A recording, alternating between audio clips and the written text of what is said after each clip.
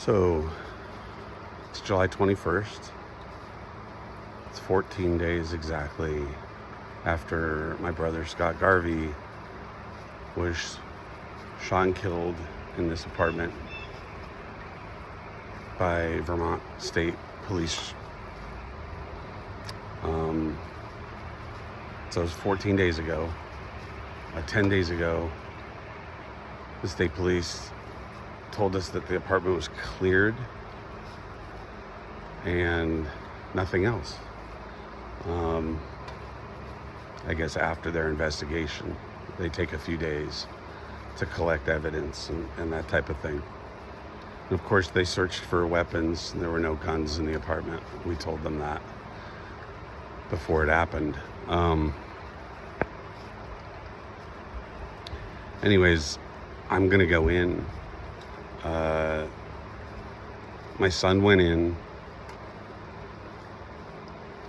on the Saturday after Scott's death and was deeply impacted by what he saw. He went in to get some of my mom's belongings. Again, the state police wouldn't help. Her medical supplies, she's 84 years old, and all of her other belongings were in the apartment. I'm not sure what I'm gonna find, but I felt I needed to go here to show myself and people what's left behind in the aftermath of an experience like this. This happens too often, and the idea that there's no mechanism in place, that it's actually state policy to leave the apartment unsecured. This door, I believe, is open. We'll find out in a moment. It has been to the neighbors. There's children that live all around here. To theft, to people seeking souvenirs, which I think is a thing. But to children, because behind this door is the remains of my brother, what they left behind. And now we have to take care of cleaning it up, paying for a biological cleanup, which is very expensive. And to say that I'm aghast about all of this and so disappointed that this is how a crime scene is left by a crime committed by the Vermont State Police on an unarmed man. Something needs to change so that other people don't have to go through this. So here goes.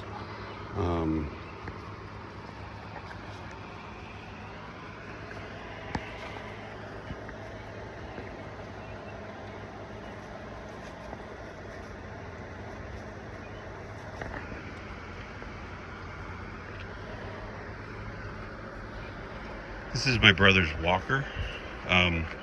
He was physically disabled, had a really hard time walking. So not only did he suffer from mental health disabilities, but he also suffered physical disabilities. He had a heart surgery earlier this year. And then later on, after a beating in Memphis that he took at a Memphis psychiatric hospital, he had a brain bleed, and he had forgotten how to walk.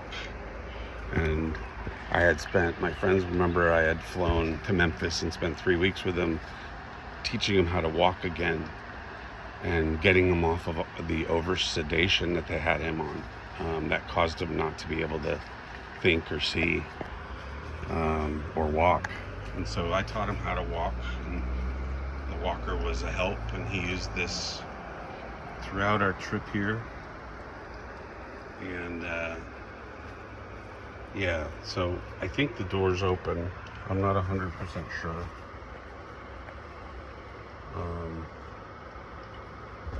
It is. open. And this is the apartment. And the condition it's left in. You can see quite a mess left behind.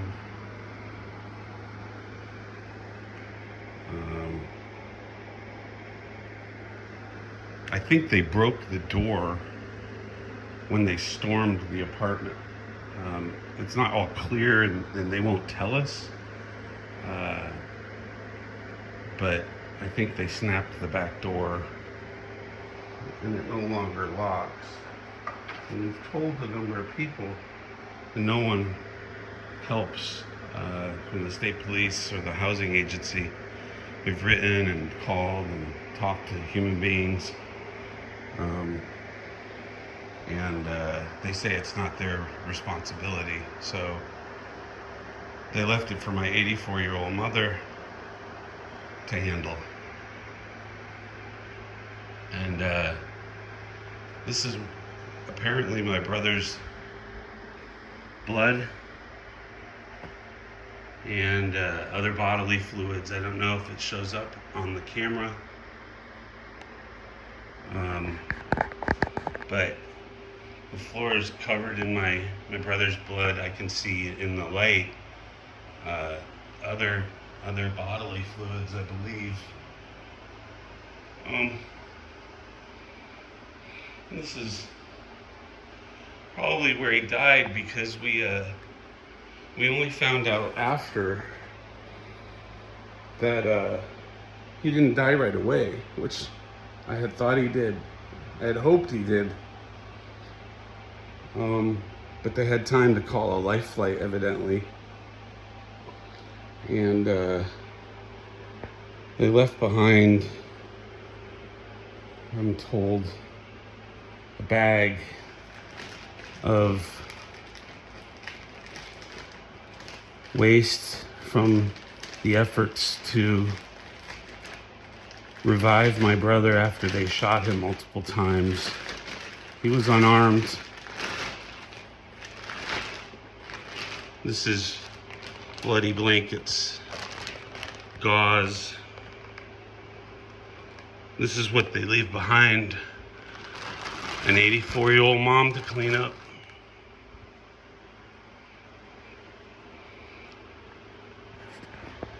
They stuffed my brother's Red Sox hat, streaked in blood spots, behind that box over there. And my son got it for me.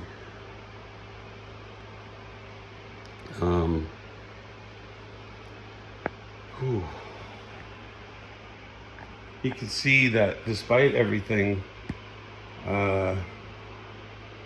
there's no damage that my brother did during his psychosis that he was in. He called so many times, and he did get some help from local mental health people and fire department folks. He had a 2.5 hour sit down with somebody who was deeply, deeply helpful to him. He told us how excited he was that the mental health system here in Vermont was so quickly responding to the help he needed. And then 4 days later, the police responded, and this is the outcome. So again, this is my brother's blood all over the floor. People have been tracking through it. I don't know if it's just police or if it's neighbors or looky-loos.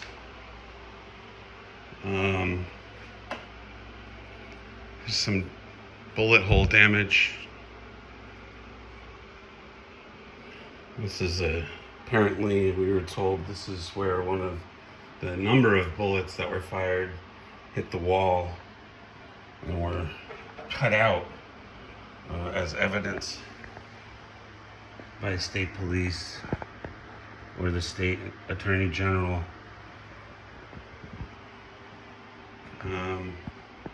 This looks like another bullet hole here. I don't know if you can see that.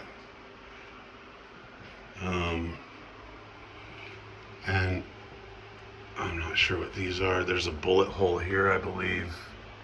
Not confident of that. In the front door. I don't know what these are. More holes. There's another bullet hole, I believe, in the ceiling. There's still an evidence sticker on it. And that might be one as well. I hope this is being captured. So yeah, quite a mess. We're told that this is going to cost at least $5,000 to have a biological cleaning service come. It's an amount of money my mom doesn't have. There's some blood spatter on the ceiling.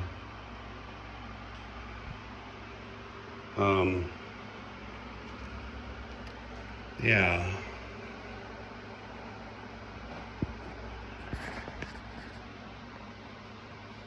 So this is where my brother died.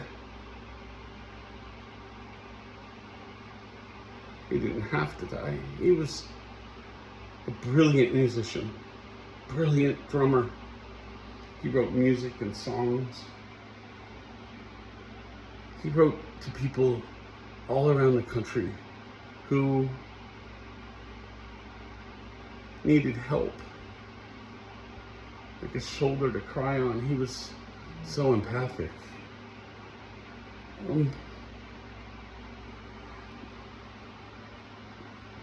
This maybe, I like